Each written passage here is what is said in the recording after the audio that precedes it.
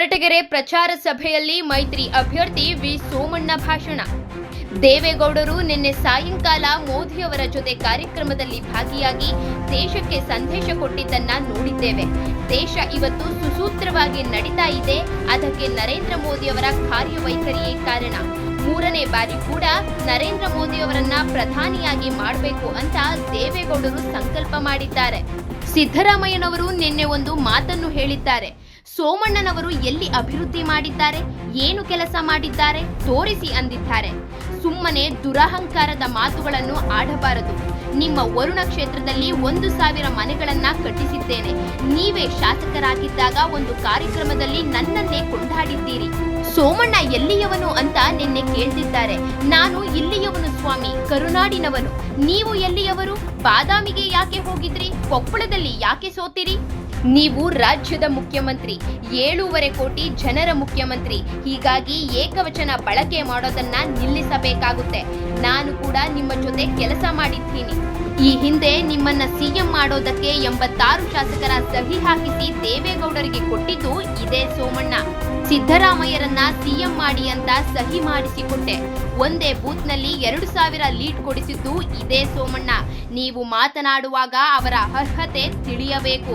ನಿಮಗೆ ಅವಕಾಶ ಸಿಕ್ತು, ನೀವು ಮುಖ್ಯಮಂತ್ರಿ ಆದ್ರಿ. ಅರ್ಹತೆ ಇದ್ದವರಿಗೆ ಸರಿಯಾದ ಅವಕಾಶ ಸಿಗೋದಿಲ್ಲ. ನೀವು ಎಲ್ಲೋ ಕೂತಿದ್ದೀರಿ ಅಂತ ಇನ್ನೊಬ್ಬರನ್ನ ಟೀಕೆ ಮಾಡಬೇಡಿ. ಮಾನಸಿಕವಾಗಿ ಇನ್ನೊಬ್ಬರಿಗೆ ಹಿಂಸೆ ಕೊಟ್ಟರೆ ನಿಮಗೆ ಮಜಾ ಸಿಗುತ್ತೆ ಅಂದರೆ ನಾನೇನು ಮಾಡೋಕ್ಕಾಗಲ್ಲ. ಎತ್ತಿನ ಹೊಳೆ ನೀರನ್ನ 1 ವರ್ಷದಲ್ಲಿ ತರೋದಕ್ಕೆ ನಾನು ಪ್ರಯತ್ನ ಮಾಡ್ತೇನೆ. 1 ವರ್ಷದಲ್ಲಿ ರಾಯದುರ್ಗ ತುಮಕೂರು ಯೋಜನೆಯನ್ನು ಪೂರ್ಣಗೊಳಿಸಲು ಸರ್ಕಾರದ ಮೇಲೆ ಒತ್ತಡ ಹಾಕುತ್ತೇನೆ. ಗಾರ್ಮೆಂಟ್ಸ್ ಕಂಪನಿಗಳನ್ನು ತರಲು ಪ್ರಾಮಾಣಿಕ ಪ್ರಯತ್ನ ಮಾಡುತ್ತೇನೆ. ನನ್ನ 40 ವರ್ಷ ಅನುಭವಗಳನ್ನು ಬಳಸಿ ಜಿಲ್ಲೆಯನ್ನು ಅಭಿವೃದ್ಧಿ ಮಾಡುತ್ತೇನೆ. ಆಗ ಸಿದ್ದರಾಮಯ್ಯನವರು ಏನು ಉತ್ತರ ಕೊಡ್ತಾರೆ ನೋಡೋಣ. ಇನ್ನೊಬ್ಬರ ಬಗ್ಗೆ ಟೀಕೆ ಮಾಡೋದು ನಿಮ್ಮ ಕೆಲಸನ? ಇನ್ನೊಬ್ಬರ ಹೊಟ್ಟೆ ಮೇಲೆ ಒಡೆಯೋದು ನಿಮ್ಮ ಕೆಲಸನ? ನಿಮ್ಮ ತಂದೆ ತಾಯಿಯರ ಪೂರ್ವ ಜನ್ಮದ ಪುಣ್ಯದಿಂದ 2 ಬಾರಿ ಸಿಎಂ ಆಗಿದ್ದಾರೆ. ಆದ್ರೆ ಈ ರೀತಿ ಮಾತನಾಡುವುದು ಸರಿಯಲ್ಲ. ನಾನು ಸ್ವಲ್ಪ ಪುಸ್ತಕ ಓದಿಕೊಂಡಿದ್ದೇನೆ. ನನಗೂ ನಿಮ್ಮಷ್ಟೇ ಅನುಭವ ಆಗಿದೆ. ನೀವು ಮುಖ್ಯಮಂತ್ರಿ ಆದ್ರಿ, ನಾನು ಮುಖ್ಯಮಂತ್ರಿ ಆಗಲಿಲ್ಲ. ನಾನು ಒಂದೇ ಗರಡಿಯಲ್ಲಿ ಬೆಳೆದಿದ್ದು, ನೀವು ಒಂದೇ ಗರಡಿಯಲ್ಲಿ ಬೆಳೆದಿದ್ದು. ದೇವೇಗೌಡರು ಇರಲಿಲ್ಲ ಅಂದರೆ ನೀವು ಇರುತ್ತಿರಲಿಲ್ಲ, ನಾನು ಇರುತ್ತಿರಲಿಲ್ಲ. ನಿಮ್ಮ ತಲೆ ನಾವು ಬಿಸಿ ಮಾಡೋಕೆ ಬಂದಿಲ್ಲ. ನಮ್ಮ ತಲೆಯನ್ನು ನೀವು ಬಿಸಿ ಮಾಡೋಕೆ ಬರಬೇಡಿ. ಸಿಎಂ ಸಿದ್ದರಾಮಯ್ಯ ವಿರುದ್ಧ ಇಕ್ಕಾಮುಗ್ಗಾ ವಾಗ್ದಾಳಿ ನಡೆಸಿದ ಸೋಮಣ್ಣ, ನಾವು ಬಡವರ ಮಕ್ಕಳು, ನಿಮ್ಮ ಹಾಗೆ ಶ್ರೀಮಂತರ ಮಕ್ಕಳಲ್ಲ. ಪರೋಕ್ಷವಾಗಿ ಪರಮೇಶ್ವರ್ಗೆ ಟಾಂಗ್ ನೀಡಿದ ಸೋಮಣ್ಣ, ನಾವು ಇನ್ನೊಬ್ಬರ ಬಗ್ಗೆ ಮಾತಾಡಲ್ಲ. ಸೋಮಣ್ಣ ಹಿಂದೆ ಇಡೀ ಭಾರತ ಸರ್ಕಾರ ಇದೆ. ಮೋದಿಜಿ ಇದ್ದಾರೆ, ಅಮಿತ್ ಶಾ ಇದ್ದಾರೆ. ದೇವೇಗೌಡರು ನನಗೆ ಸಂಸ್ಕಾರ ಹೇಳಿಕೊಟ್ಟಿದ್ದಾರೆ. ನಾನು ಯಾರ ಬಗ್ಗೆಯೂ ಮಾತನಾಡುವುದಿಲ್ಲ, ಬದಲಿಗೆ ಕಾರ್ಯರೂಪದಲ್ಲಿ ತೋರಿಸುತ್ತೇನೆ ಎಂದು ಹೇಳಿದರು. ದಯಮಾಡಿ ತಾವು ಎಲ್ಲೋ ಕೂತಿದ್ದೀನಿ ಅಂತ ಅಂದ್ಬಿಟ್ಟು ಇನ್ನೊಬ್ಬರನ್ನ ಟೀಕೆ ಮಾಡುವಾಗ ಅವರ ಅರ್ಹತೆ ಏನು ಅಂತ ಯೋಚನೆ ಮಾಡಬೇಕಾಯ್ತದೆ. ಅವರ ಕಾರ್ಯಕ್ರಮಗಳು ಏನು ಅಂತ ಅರ್ಹತೆ ಮಾಡಬೇಕಾಯ್ತದೆ. ಮಾನಸಿಕವಾಗಿ ಇನ್ನೊಬ್ಬರಿಗೆ ಹಿಂಸೆ ಕೊಡೋದ್ರಿಂದ ನಿಮ್ಗೆ ಮಜಾ ಸಿಗ್ತದೆ ಅಂದರೆ ನಾನೇನು ಮಾಡೋಕ್ಕಾಗೋದಿಲ್ಲ. ಕಾಡು ಗೊಲ್ಲರನ್ನು ಎಷ್ಟಿಗೆ ಸೇರಿಸಬೇಕು ಅಂತ ತೀರ್ಮಾನ ಮಾಡಿದವರು ಈ ರಾಷ್ಟ್ರದ ಮಾಜಿ ಪ್ರಧಾನಿಗಳಾದ ನಮ್ಮ ನಾಯಕರಾದ ಸನ್ಮಾನ್ಯ ದೇವೇಗೌಡರ ವಿನ ನೀವಲ್ಲ. ಕುಂಚುಟಿಗ ಸಮಾಜವನ್ನು OBCಗೆ ಸೇರಿಸಬೇಕು ಅಂತ ತೀರ್ಮಾನ ಮಾಡ್ತಾ ಇರೋರು BJP ಮತ್ತು NDA ಸರ್ಕಾರ.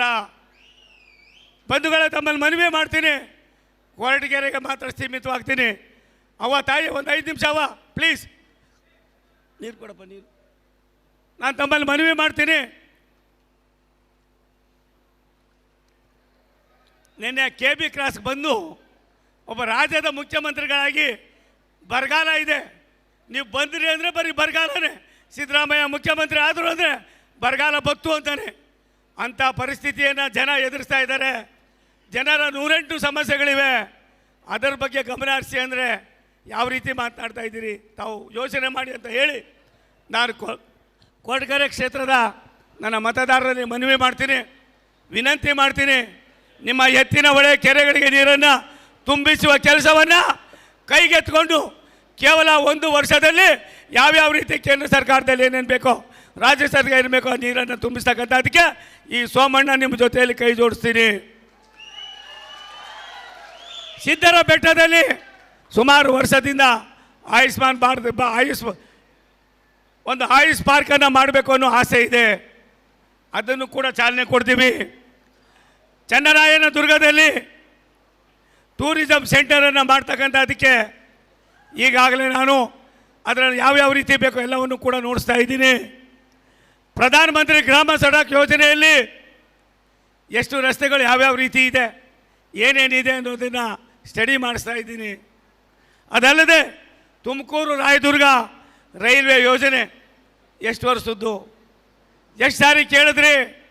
ಕೇವಲ 1 ವರ್ಷದಲ್ಲಿ ತುಮಕೂರು ರಾಯದುರ್ಗ ರೈಲ್ವೆ ಯೋಜನೆಯನ್ನು ಪೂರ್ಣ ಮಾಡೋದಕ್ಕೆ ನಾನು ಸರ್ಕಾರದ ಮೇಲೆ ಒತ್ತಡವನ್ನು ತಂದು ಆ ಕೆಲಸವನ್ನು ಮಾಡ್ತೀವಿ.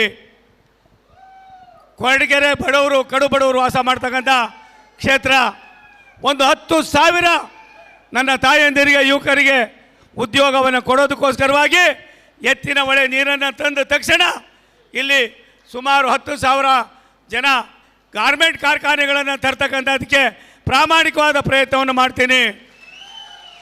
ಇಷ್ಟೇ ಅಲ್ಲ, ತುಮಕೂರಿಗೂ ಕೊರಟಗೆರೆಗೂ ಇರ್ತಕ್ಕಂಥ ಕೇವಲ 25-30 ಕಿಲೋಮೀಟರ್ ದೂರದ ಈ ಒಂದು ವ್ಯವಸ್ಥೆಯನ್ನು ಯಾವ್ಯಾವ ರೀತಿ ಅಭಿವೃದ್ಧಿ ಪಡಿಸಬೇಕು, ಯಾವ ರೀತಿ ನಡ್ಕೋಬೇಕು, ಇಲ್ಲಿಯ ಶಾಸಕರು ಮಂತ್ರಿಗಳಾಗಿರ್ತಕ್ಕಂಥ ಸನ್ಮಾನ್ಯ ಪರಮೇಶ್ವರ್ ಅವ್ರ ಜೊತೆಯಲ್ಲಾಗಲಿರ್ಬೋದು, ಹಿರಿಯರಾದ ರಾಜಣ್ಣವ್ರ ಜೊತೆಯಲ್ಲಾಗ್ಬೋದು, ಎಲ್ಲ ಪಕ್ಷದ 8 ಜನ ಶಾಸಕರನ್ನು ಒಳಗೊಂಡಂತೆ ಈ ಸೋಮಣ್ಣ 45 ವರ್ಷದ ನನ್ನ ರಾಜಕೀಯ ಅನುಭವವನ್ನು ತೆಗೆದುಕೊಂಡು ತುಮಕೂರು ಜಿಲ್ಲೆಯನ್ನು ಒಂದು ಮಾದರಿ ಜಿಲ್ಲೆಯಾಗಿ ಮಾಡ್ತೀನಿ. ಅವತ್ತು ಸಿದ್ದರಾಮಯ್ಯನವರೇ ನೀವೇನು ಉತ್ತರ ಕೊಡ್ತೀರೋ ಕೊಡಿ. ಎಲ್ಲೋ ಒಂದು ಕಡೆ ಒಂದೊಂದು ಕಡೆ ಬಂದಾಗೆಲ್ಲ ಇನ್ನೊಬ್ಬರನ್ನ ಅನಿಸೋದೇ ನಿಮ್ಮ ಕೆಲಸನ, ಇನ್ನೊಬ್ಬರ ಬಗ್ಗೆ ಟೀಕೆ ಮಾಡೋದೇ ನಿಮ್ಮ ಕೆಲಸನ, ಇನ್ನೊಬ್ಬರು ಹೊಟ್ಟೆಗೆ ತಣ್ಣೀರು ಎರಚೋದೇ ನಿಮ್ಮ ಕೆಲಸನ? ಇದಲ್ಲ ಸ್ವಾಮಿ. ಯಾವುದೋ ಜನ್ಮದ ಪುಣ್ಯ, ನಿಮ್ಮ ತಂದೆ ತಾಯಿ ಆಶೀರ್ವಾದ, 2 ಸಾರಿ ಮುಖ್ಯಮಂತ್ರಿ ಆದ್ರಿ, ಇನ್ನೂ ನೀವು ದೇಶನೇ ಬಿಟ್ಟಿಲ್ವಲ್ಲ.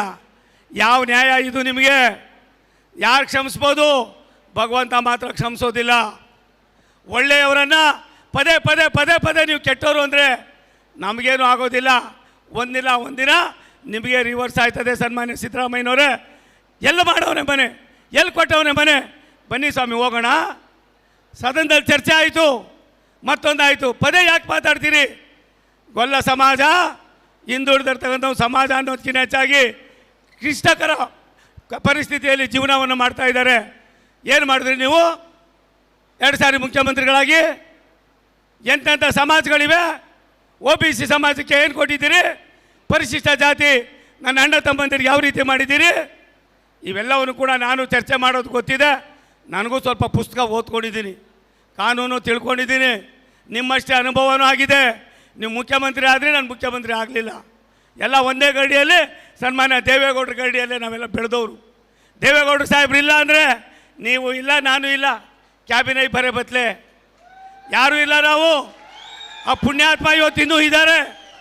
91 ವರ್ಷದಲ್ಲೂ ಕೂಡ ಈ ದೇಶಕ್ಕೋಸ್ಕರವಾಗಿ, ಈ ರಾಷ್ಟ್ರಕ್ಕೋಸ್ಕರವಾಗಿ ಸನ್ಮಾನ್ಯ ನರೇಂದ್ರ ಮೋದಿ ಅವರನ್ನು ಮತ್ತೊಮ್ಮೆ ಪ್ರಧಾನಮಂತ್ರಿ ಮಾಡೋದಕ್ಕೋಸ್ಕರವಾಗಿ ಹೋರಾಟ ಮಾಡ್ತಾ ಇದ್ದಾರಲ್ಲ ಸಿದ್ದರಾಮಯ್ಯ ಸಾಹೇಬ್ರೆ, ನೀವಿರ್ತೀರೇನೋ ಗೊತ್ತಿಲ್ಲ, ನಾನಂತೂ ಅಷ್ಟು ವರ್ಷ ಇರೋಕ್ಕಾಗೋದಿಲ್ಲ. ಇವರೆಲ್ಲ ದೇವ್ರು ಕೊಟ್ಟಿರ್ತಕ್ಕಂಥ ವರ.